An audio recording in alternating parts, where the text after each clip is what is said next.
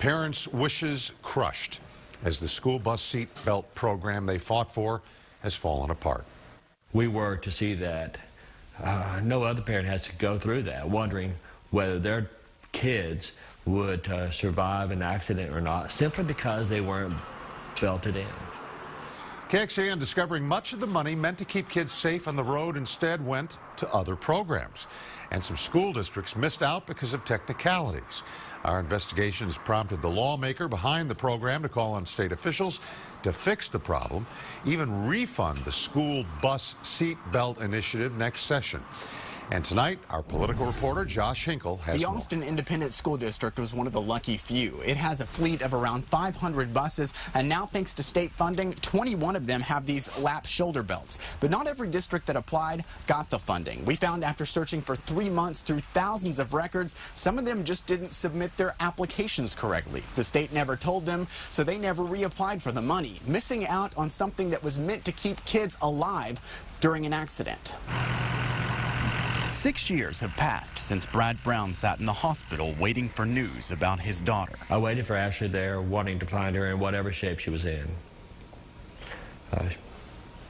I next saw Ashley at the funeral home.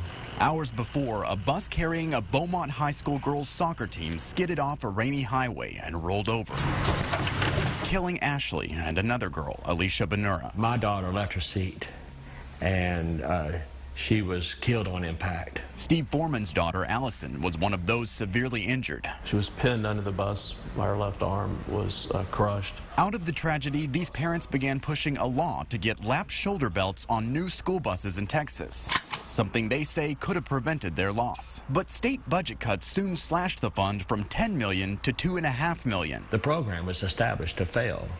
Why should we be surprised that it's failed? 12 school districts applied for the money, but the Texas Education Agency, which administers the fund, says some withdrew and some didn't submit complete paperwork. As a result, only 4 districts, including the Austin Independent School District, received money. In the end, around $2 million remained, swept into other programs TEA deemed priorities, like fine arts, early childhood, and English language proficiency. I think that's criminal, and I think that's a misappropriation of taxpayer funds. It's legal, but the author of Ashley and Alicia's bill is now demanding TEA reconsider the funding after finding out that at least 2 of the districts that didn't receive money eventually ended up buying buses without belts. I would like to see those school districts retrofit those buses and then have the commissioner ensure that they will get reimbursed as soon as there's money in the fund. If any one of those kids gets hurt, then I think it's the TEA's fault. The numbers suggest seatbelts on school buses work. TEA itself says districts reported more than 2,300 accidents statewide last year alone. Students injured not wearing seatbelts,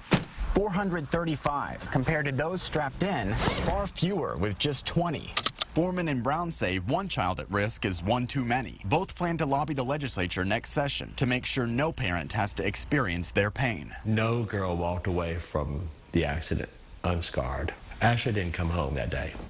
TEA declined an on-camera interview, but told me the money it reallocated from the seatbelt program to other priorities was used to benefit students and schools in areas of identified need. But when it comes to needing seatbelts, it's something that some districts just can't afford on their own. A new school bus alone costs anywhere between $60,000 and $70,000.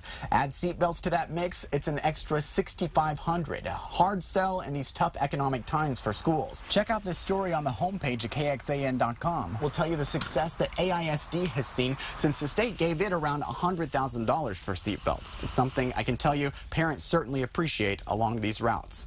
In Austin, Josh Hinkle, KXAN News. And as Josh mentioned, this is something we started looking into 3 months ago. He detailed the process of the investigation in his political blog, also on KXAN.com.